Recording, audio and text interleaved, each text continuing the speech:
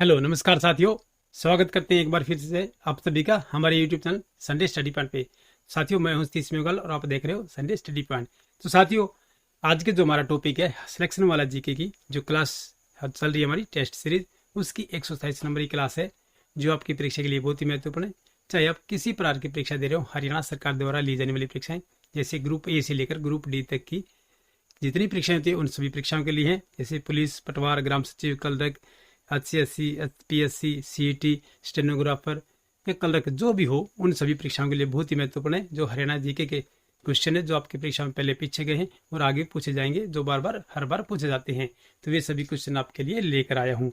तो साथियों हमारी जो क्लास है ये डेली शाम को 7 बजे चलती है, लाइव चलती है। ये हमारे फर्स्ट रिवीजन टॉप पर्सन है और देखिए आपको कितने सही होते हैं, और यदि आपके कितने सही होते हैं आप हमें कमेंट बताइएगा कमेंट करके कि आपके इतने क्वेश्चन याद हुए हैं।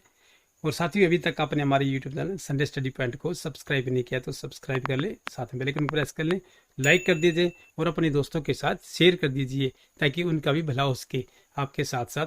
तो साथियों आज का जो हमारा पहला प्रश्न है वो आपके स्क्रीन पर लेकर आ गया हूँ मैं, और आप भी अपने आंसर हमें कमेंट कीजिएगा। यदि आपका किसी प्रकार का सुझाव है तो वो भी आप हमें कमेंट कर सकते हैं कि आपका इस विषय पर आप वीडियो बनाइएगा। तो साथियों आज का जो पहला प्रश्न है हमारा आपकी स्क्रीन पर आ गया है कि सेंधव स्थल भगवानपुर हरियाणा के किस जिले में है। जी हाँ, ये सेंधव स्थल है जो सिंधु सभ्यता जो हमारी है उसके संबंधित क्वेश्चन है। ये पूछा गया है कि भगवानपुर जो है ये भगवानपुर सेंधव स्थल है, यहाँ पर खुदाई में हड़प्पा सभ्यता संबंधित यानी सिंधु सभ्यता संबंधित काफी महत्वपूर्ण सुराख मिले हैं, जैसे कि मीता थल हो गया, बनावली हो गया, राखी गढ़ी हो गया। ये हमारे हरियाणा के टॉप साइट है जहाँ पर आपको सिंधु सभ्यता के मिलते हैं स्थल ये। तो देखिए कुरुक्षेत्र, जींद, बल्लभगढ़ या नारनौल कि सिंधु स्थल भगवानपुर हरियाणा के किस जिले में है। तो किस जिले में है, देखिए जींद में नहीं, देखिए नारनौल में नहीं हो सकता क्योंकि देखिए नारनौल पहाड़ी इलाका है। देखिए बल्लभगढ़ में भी नहीं हो सकता क्योंकि फरीदाबाद का इलाका है, क्योंकि वहाँ तक जो है सिंधु जो हमारी सिंधु सभ्यता थी वहाँ तक फैली नहीं हुई थी कि हरियाणा का आधा ही भाग यहाँ तक लिया गया था। देखिए कुरुक्षेत्र में है ये, जो सरस्वती जो हमारी नदी बहती थी उस नदी के किनारे किनारे ये हमारी सिंधु सभ्यता जो है फली फूली है। जो हड़प्पा सभ्यता भी है, देखिए हड़प्पा हमारा अभी जो हड़प्पा सब जो है पाकिस्तान में है, लेकिन हड़प्पा सभ्यता वहाँ बोली जाती है और हमारे यहाँ सिंधु सभ्यता है, सिंधु सभ्यता भी कहते हैं इसको। ठीक है, इस प्रकार है ये यूपी का भी कुछ आधा हिस्सा आता है इसमें, पंजाब का भी और हरियाणा का भी और राजस्थान के गुजरात तक की ये सिंधु सभ्यता है जो हमारी फैली हुई थी ये। चलिए दोस्तों अगला प्रश्न चलते हैं, कि पाकिस्तान और अफगानिस्तान तक ये फैली हुई थी ये जो हमारी सिंधु सभ्यता है। और इसका जो व्यापार है देखिए विदेशों तक भी होता था, मेसोपोटामिया यानी मिस्र तक इसका व्यापार होता था सभी वस्तुओं का। चलिए साथियों अगला प्रश्न जो हमारा कि निम्न में से कौन सा नाम जो है हरियाणा का नहीं है। देखिए जो हरियाणा का नाम नहीं है, जो हमारी ऋग वैदिक सभ्यता हमारी वैदिक काल से संबंधित पूछा गया है कि निम्न में से कौन सा नाम जो हरियाणा का नहीं है। देखिए ब्रह्मा, शिव, ब्रह्म ऋषि, ब्रह्माव्रत, ब्रह्मा की उत्तरवेदी। देखिए इसमें तीनों ही हमारे हरियाणा के नाम है, लेकिन एक जो नाम जो है ये नहीं है। जो कौन सा नहीं है, देखिए ब्रह्म शिव जो है ये हमारा हरियाणा का नाम नहीं रहा है। देखिए उत्तरवेदिक काल में देखिए इसे ब्रह्म ऋषि, ब्रह्माव्रत और ब्रह्मा की उत्तरवेदी के नाम से संबोधित किया गया है हमारे हरियाणा को। जितने हमारे वेद है उन वेदों में ये मिला है नाम, उसके पश्चात जितने वेद लिखे गए हैं उन सभी में हमारे हरियाणा का नाम उल्लिखित है। चलिए दोस्तों अगला प्रश्न चलते हैं हमारा कि कांग्रेस के दूसरे 1886 ईस्वी के कलकत्ता अधिवेशन में हरियाणा का प्रतिनिधित्व किसने किया था। कि कांग्रेस का अध्यक्ष जो हमारा अधिवेशन था, देखिए सन 1885 में कांग्रेस की स्थापना हुई थी और उसके पश्चात देखिए दूसरा अधिवेशन था ये 1886 ईस्वी में जो कलकत्ता में था ये। तो इसका हरियाणा का प्रतिनिधित्व किसने किया था, हरियाणा की तरफ से पंडित दीनदयाल शर्मा, ये लाला मुरलीधर, बाल मुकुंद गुप्त, ये सभी। तो इसका राइट आंसर क्या हो जाएगा साथियों, आप भी अपना आंसर हमें कमेंट करें। इसका सही आंसर में हमारा लाला मुरलीधर था, ऑप्शन नंबर बी जो हमारा बिल्कुल राइट आंसर हो जाएगा।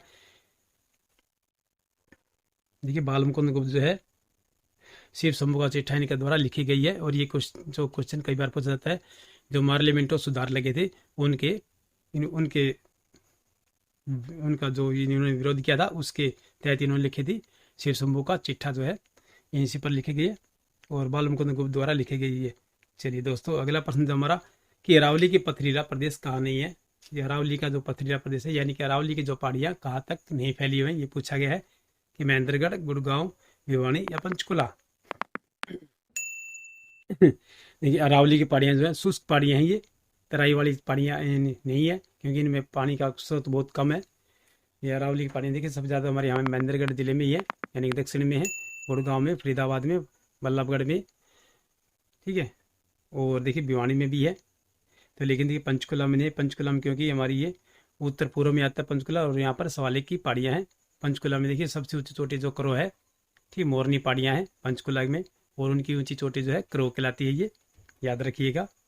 चलिए दोस्तों अगला प्रश्न चलते हैं हमारा, कि राज्य में किस फसल को सावनी फसल कहा जाता है। देखिए सावन की फसल कहा जाता है, किस फसल को कहा जाता है ये, रबी की, खरीफ की, जायद की, या इनमें से कोई नहीं। तो इसका भी राइट आंसर हमारा क्या हो जाएगा, देखिए सावनी फसल कहा जाता है इसे, और ये हमारी खरीफ की फसल है, इसे सावनी फसल कहा जाता है। चलिए दोस्तों अगला प्रश्न जो हमारा, कि दादूपुर शाहबाद बालवी नहर परियोजना के तहत हरियाणा के किस जिले को सिंचाई की सुविधा प्राप्त नहीं होगी। ठीक है, दादूपुर शाहबाद और वाल्वी नहर है, ये एक नहर निकाली गई है। ठीक है, इसकी इस परियोजना की जो है तो सिंचाई की सुविधा जो है एक किसको नहीं मिलेगी, यमुनानगर, पंचकुला, अम्बाला या कुरुक्षेत्र। जिसका सही आंसर हमारा क्या हो जाएगा, ठीक है, पंचकुला को इसकी सुविधा नहीं मिल पाएगी सिंचाई सुविधा के लिए। ये दादूपुर, शाहबाद और वाल्वी, ये एक नहर नहर निकाली गई है। चलिए दोस्तों अगला प्रश्न चलते हैं हमारा, एस्बेस्टस नामक खनिज राज्य के किस जिले में पाया जाता है। ये एस्बेस्टस नामक है, ये खनिज है, ये खनिज खनिज पदार्थ है ये। तो ये किस जिले में पाया जाता है, गुड़गांव, अम्बाला, हिसार या महेंद्रगढ़। देखिए महेंद्रगढ़ में जितने भी खनिज है, देखिए सबसे ज़्यादा खनिज कहाँ पाए जाते हैं, हमारे महेंद्रगढ़ जिले में। क्योंकि कहाँ है, क्योंकि यहाँ पर अरावली की पहाड़ियाँ हैं, और अरावली की जो पहाड़ियाँ काफ़ी मात्रा में फैली गई हैं यहाँ पर। ठीक, माधोगढ़ की जो पहाड़ी है, खाई जो है यहीं है महेंद्रगढ़ में। चलिए दोस्तों अगला प्रश्न जो हमारा, कृषि आधारित खाद्य प्रसंस्करण को बढ़ावा देने के लिए राज्य सरकार द्वारा फूड पार्क स्थापित किया जा रहा है। कहाँ पर किया जा रहा है ये, नरवाना, शाह, डबवाड़ी या ये सभी। कृषि आधारित खंड खाद्य प्रसंस्करण को बढ़ावा देने के लिए राज्य सरकार द्वारा फूड पार्क स्थापित किया गया है। ये कहाँ पर किए गए हैं, ये सभी हैं, यानी कि 3 स्थान पर स्थापित किए गए हैं हमारे ये कृषि आधारित खाद्य प्रसंस्करण बढ़ावा देने के लिए। 3 है ये, याद रखिएगा। देखिए नरवाना है, शाह है और डबवाली, 3 स्थान पर बनाए गए हैं। और ये क्वेश्चन कई बार पूछा जाता है कि कहाँ बनाए गए हैं। देखिए एक नाम दे देगा, वो 3 अलग नाम दे देगा, तो आपको उनमें से एक छटाई करना है कि कौन सा नाम सही है हमारा।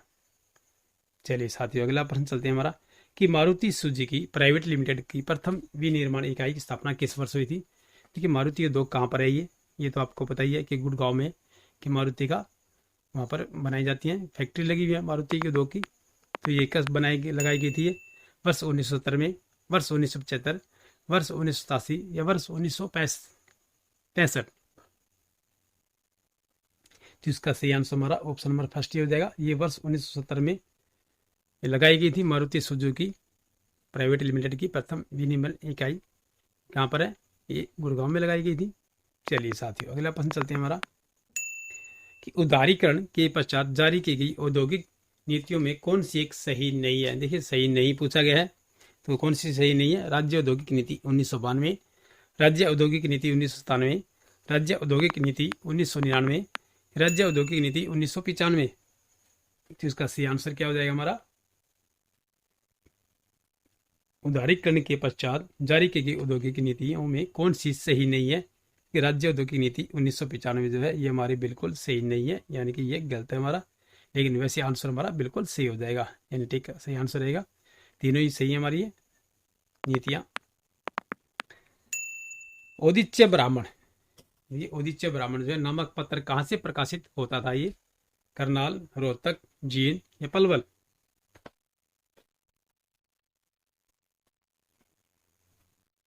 उदिच्य ब्राह्मण नामक पत्र कहाँ से प्रकाशित होता था ये, तो ये कहाँ से था, ये बार करनाल से निकलता है। ये सीएम सिटी है करनाल हमारी, यहाँ पर लिबर्टी जूतों का मनाए जाते हैं, और यहाँ पर नेशनल डेयरी भी स्थापित है करनाल में।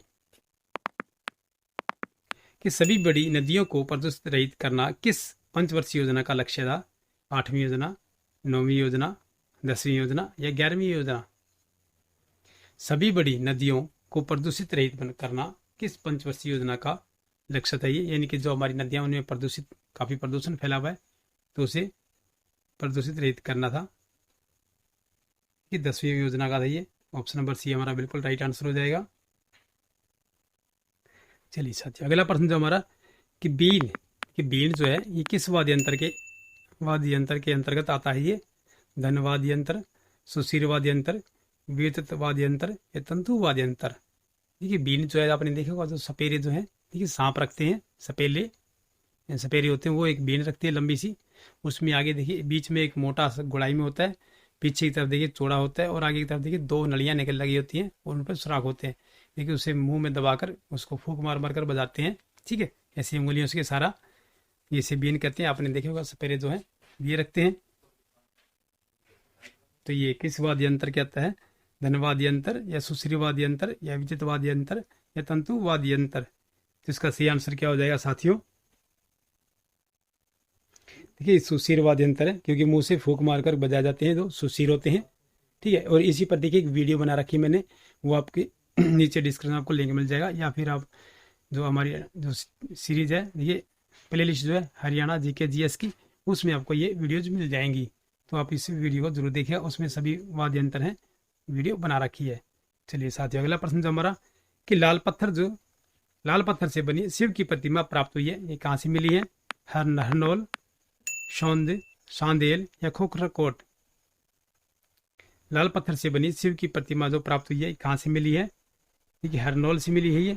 ऑप्शन नंबर ए जो हमारा बिल्कुल राइट आंसर हो जाए। चलिए दोस्तों, अगला प्रश्न चलते हैं हमारा। अमर सेन चरित्र खंड काव्य किसने लिखा है? ईसदास, बाणभट्ट, हरद्वारी लाल या माणिक्यराज। अमर सेन चरित्र जो है ये खंड काव्य है, किसने लिखा है? ये देखिए माणिक्यराज द्वारा लिखा गया है। ऑप्शन नंबर डी जो हमारा बिल्कुल सही आंसर हो जाएगा।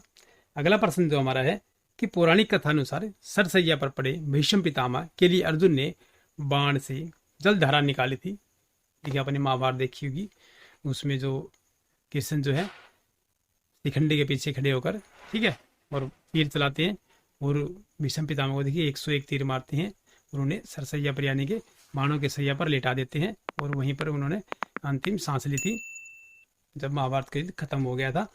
तो ये कहाँ पर है? देखिए कुरुक्षेत्र में है ये, और कुरुक्षेत्र में स्थान जो है ये बाणगंगा है। ठीक है, इसे बाणगंगा कहते हैं। चलिए दोस्तों, अगला प्रश्न चलते हैं हमारा कि निम्न में से कौन सा सुमेलित है? देखिए सुमेलित पूछा गया है, तो कौन सा है ये खिजर खां का मकबरा जो है देखिए पानीपत गलत है। देखिए काबुली बाग देखिए मस्जिद, ये भी दोनों ही गलत है, आमने सामने दे रखे। इब्राहिम सूरी का मकबरा जो है देखिए नारनौल में, ये बिल्कुल हमारा सही है। देखिए लाट की मस्जिद जो है हिसार में है, ये शीर्षक रखे। चलिए दोस्तों, अगला प्रश्न चलते हैं हमारा कि सीमा आयोग की संस्तुति के तहत पंजाब पुनर्गठन विधेयक कब पारित किया गया? ये पंजाब का जो है पुनर्गठन यानी कि दोबारा गठन किया गया, तो कब विधेयक पारित किया गया?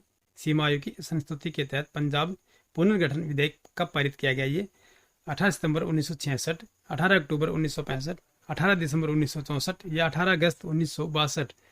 इसका सही आंसर क्या हो जाएगा?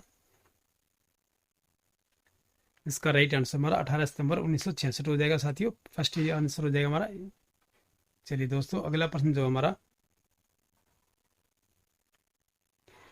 एजुसेट प्रोजेक्ट किससे संबंधित है? ये आपने देखे होंगे स्कूलों में एजुसेट प्रोजेक्ट लगे हुए हैं, तो किसके संबंधित है? ये अंतरिक्ष में मिशन भेजने हेतु, सैटेलाइट द्वारा शिक्षा देने हेतु, परीक्षाएं ऑनलाइन करने हेतु या उपरोक्त में से कोई नहीं। देखिए आप स्कूल में जाते हैं, छोटे थे या बड़े हैं, देखिए कॉलेज में भी लगे हुए, ये कॉलेज में इतने नहीं लगे हुए, लेकिन देखिए 10वीं या +2 तक के जितने भी स्कूल हैं उनमें प्रोजेक्ट लगे हुए एजुसेट प्रोजेक्ट। और ये किसके लिए है? ये सैटेलाइट द्वारा शिक्षा देने हेतु है ये हमारे। ऑप्शन नंबर बी जो हमारा बिल्कुल सी आंसर हो जाएगा। एक तरफ से आप इसे डिजिटल एजुकेशन कह सकते हैं। चलिए दोस्तों, अगला प्रश्न जो हमारा कि निम्नलिखित में से कौन सा पुरस्कार हरियाणा मूल के बाहर रहने वाले व्यक्तियों को प्रदान किया जाता है? कि निम्नलिखित में से कौन सा पुरस्कार जो हरियाणा मूल के, जो कि हरियाणा के रहने वाले हैं और ये बाहर रहने वाले यानी कि हरियाणा से जो बाहर रहते हैं उन व्यक्तियों को प्रदान किया जाता है? कौन सा ये? बाणभट्ट पुरस्कार, हरियाणा गौरव सम्मान, लक्ष्मीचंद पुरस्कार या सूरदास सम्मान। इसका सही आंसर हमारा सीधा सा क्या हो जाएगा? हरियाणा गौरव सम्मान हमारा ये, कि जो हरियाणा से बाहर रहते हैं और हरियाणा के जो मूल निवासी हैं और ये किसी प्रकार के काम करते हैं वो। ठीक है, चलिए दोस्तों, अगला प्रश्न चलते हैं हमारा कि वर्ष 2011 की जनगणना के अनुसार राज्य के किस जिले में महिला साक्षरता दर सर्वाधिक है, यानी कि किस जिले में महिला साक्षरता दर जो है सबसे ज्यादा है। ये कहाँ पर है? ये अंबाला, पंचकुला, फरीदाबाद या गुड़गांव। तो इसका सही आंसर हमारा ये गुड़गांव में है। देखिए महिला और पुरुष साक्षरता दर जो है दोनों ही गुड़गांव जिले में सर्वाधिक है। चलिए साथियों, अगला प्रश्न जो हमारा, तो साथियों अभी तक देखिए आपने हमारे यूट्यूब चैनल को सब्सक्राइब नहीं किया तो सब्सक्राइब जरूर कर लें, अपने दोस्तों के साथ शेयर कर दीजिए, लाइक कर दीजिए वीडियो को। चलिए दोस्तों, अगला प्रश्न जो हमारा कि राज्य में स्वयं सहायता समूह के रूप में शुरू की गई स्वयं सिद्धा योजना किस वर्ष प्रारंभ हुई थी? वर्ष 2004, वर्ष 2005, वर्ष 2002 या वर्ष 2006। कि राज्य में स्वयं सहायता समूह, यानी कि आप अपना एक स्वयं का समूह बना सकते हैं और उसमें पैसे इकट्ठे कर सकते हैं। देखिए सरकार की तरफ से भी पैसे दिए जाते हैं और आप उसमें देखिए 5-10 जने जब मिलकर एक समूह बना लीजिए और उसमें प्रतिदिन या महीने, हफ्ते में या महीने में उसमें पैसे जमा करते रहिएगा। और यदि किसी को जरूरत पड़ती है तो आप उसको पैसा दे सकते हैं, उसके बदले आप उससे जिस दिन आप जो बनती है किस्त बना लेते हैं, उसके साथ ऐसे जमा करते हैं। 1 साल या 2 साल जमा हो जाते हैं। जब वे उसके पैसे दे जाते हैं तो उसमें से दूसरा कोई पैसे ले सकता है और इस प्रकार पैसे इकट्ठे होते चले जाते हैं। ये सभी मिलकर डालेंगे उसमें, पहले तो जो कोई लेगा फिर उसमें देखिए सभी उसमें मिलाकर उसको पूरे करेंगे, पूरा करने के बाद दूसरा उसको ले सकता है। इस प्रकार ये सहायता समूह है। ये गाँव में देखिए, अपने शहर में या गाँव में काफ़ी है, आपने भी देखा होगा आपके गाँव में या शहर में हो। चलिए साथियों, अगला प्रश्न जो हमारा, बाबू बाल मुकुंद गुप्त के जन्म कहाँ आता है? ये गुडियानी झज्जर, नानोल महेंद्रगढ़, कलायत कैथल, थानेसर या फरीदाबाद। देखिए साथियों थानेसर जो है देखिए कुरुक्षेत्र में है। ये अपने पता ही होगा, थानेसर स्थानेश्वर, ठीक है जी, जो राजा हर्षवर्धन की राजधानी थी। बाबू बाल मुकुंद गुप्त का जन्म कहाँ आता है? ये गुडियानी झज्जर में होता है इनका जन्म। और इन्होंने पार्लियामेंटो सुधार के विरोध में शिव शंभू का चिट्ठा लिखा था।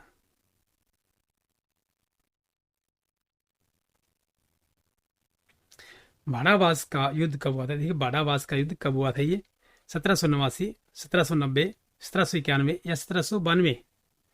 भाड़ावास का युद्ध जो है ये कब लड़ा गया था? ये 1789 ईस्वी में लड़ा गया था ये भाड़ावास का युद्ध जो है। अगला प्रश्न जो हमारा, तिलपत का प्रथम युद्ध कब हुआ? तिलपत का प्रथम युद्ध कब हुआ? 1669, 1670, 1671 या 1672। देखिए तिलपत का युद्ध कब लड़ा गया था? ये 1669 में लड़ा गया था ये तिलपत का युद्ध, पहला युद्ध था ये। चलिए साथियों, अगला प्रश्न हमारा कि सुमेलित करना है। देखिए सूची 1 और सूची 2 दी गई है, हमें इसे सुमेलित करना है। ये बुंगेल सिंह बलावली, जावेद खां जैन, भाग सिंह रानिया, संगत सिंह छछरौली। देखिए जो 1857 का जो क्रांति हुई थी उनमें इन्होंने भाग लिया था और उसी के तहत ये क्वेश्चन पूछा गया है। इन्होंने नेतृत्व किया था यहाँ का। देखिए अन्य आगे भी जो लड़ाइयाँ लड़ी गई थी उनमें भी इन्होंने भाग लिया था और वहाँ का नेतृत्व किया था इन्होंने। तो इसका सही आंसर हमारा क्या आ जाएगा? ABCD से ये ऑप्शन नंबर बी हमारा सही आंसर हो जाएगा। 4, 3, 2, 1 हो जाएगा इसका। ये बुगेल सिंह जो है ये छछरौली से थे, छछरौली रियासत। जावेद खां जो है देखिए रानिया से थे, बाघ सिंह जींद से थे और संगत सिंह जो है ये बलावली से थे या बनावली। ठीक है साथियों, चलिए अगला प्रश्न चलते हैं हमारा कि देखिए अगला प्रश्न हमारा सम्मिलित करने से है कि सम्मिलित करने सूची 1 और सूची 2 दी गई है कि रावतुल्ला राम देखिए करनाल, विसारत देखिए हिसार, मोहम्मद आजम देखिए रोहतक, अबू अली कलंदर मस्जिद का इमाम देखिए गुड़गांव। जिसका ABCD हमारा सही आंसर क्या हो जाएगा साथियों? ये ऑप्शन नंबर फर्स्ट हो जाएगा, हमारा सही आंसर हो जाएगा इसका ऑप्शन नंबर A जो हमारा। देखिए रावतुल्ला राम जो है देखिए गुड़गांव से लड़े थे ये, देखिए रहने वाले ये रेवाड़ी के थे और इन्होंने जो 1857 की क्रांति में जिन्होंने भाग लिया था इन्हीं का जिन्होंने नेतृत्व किया था इन्होंने ये गुड़गांव से किया था इन्होंने। ये रहने वाले तो ये रेवाड़ी के थे लेकिन नेतृत्व जो इन्होंने गुड़गांव से किया था रावतुल्ला राम जी ने। विसारत जो है ये रोहतक से थी ये, और मोहम्मद आजम जो है हिसार से, और अबू अली कलंदर मस्जिद का इमाम जो है ये करनाल से। ठीक है, अबू अली कलंदर मस्जिद का इमाम जो है इन्होंने करनाल से नेतृत्व किया था लड़ाई का। चलिए साथियों, अगला प्रश्न जो हमारा कि सम्मिलित करना था, ये देखिए ये भी सूची 1 और सूची 2 देखिए। अहमद बख्श द गुगा चौहान, यानी गूंगा चौहान, शंकरलाल शुक्ल, भक्त प्रहलाद, धर्मपाल आदिनाथ सतवन, स्वामी हरिदास, दादू रामोदय। तो इसका सही आंसर क्या रहेगा हमारा? ए बी सी डी से जो ऑप्शन नंबर बी हो जाएगा हमारा। देखिए 4-3-2-1 हो जाएगा। ये अहमद बख्श जो है देखिए दादू रामोदय है। शंकरलाल शुक्ल जो है आदित्यनाथ आदिनाथ सतवन। धर्मपाल देखिए भक्त प्रहलाद। और स्वामी हरिदास जो है गूंगा चौहान। ये इनके द्वारा लिखित ये ग्रंथ है। चलिए साथियों, अगला प्रश्न जो हमारा सूची 1 और सूची 2 दी गई है। नाम देखिए नाथ सिद्ध साहित्य श्रीनाथ अष्टक, जैन साहित्य जसर चरियू, सूफी साहित्य अकायदे अजीम, संस्कृत साहित्य निरुक्त मीमांसा। देखिए साहित्य दिए गए हैं और इनके लेखक दिए गए हैं, तो हमें मिलान करना है इनका कि 2-1-4-3 हो जाएगा हमारा। ऑप्शन नंबर फर्स्ट ही हमारा राइट आंसर रहेगा इसमें कि नाथ सिद्ध साहित्य जो है जसर चिरऊ द्वारा लिखा गया। ये पवम चिरऊ देखिए हमारा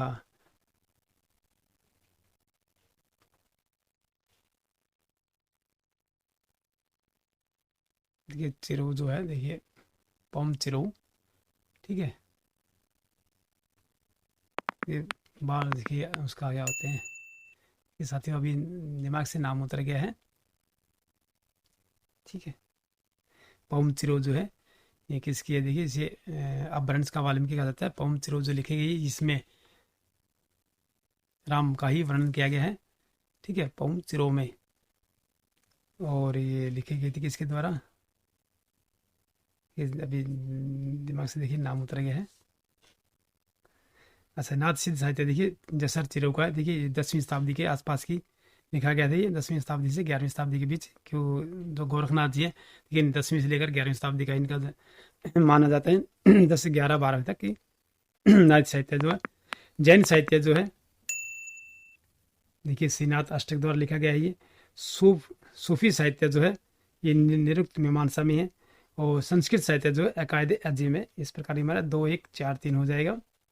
चलिए साथियों, अगला प्रश्न चलते हैं हमारा कि सुमिलित कीजिएगा।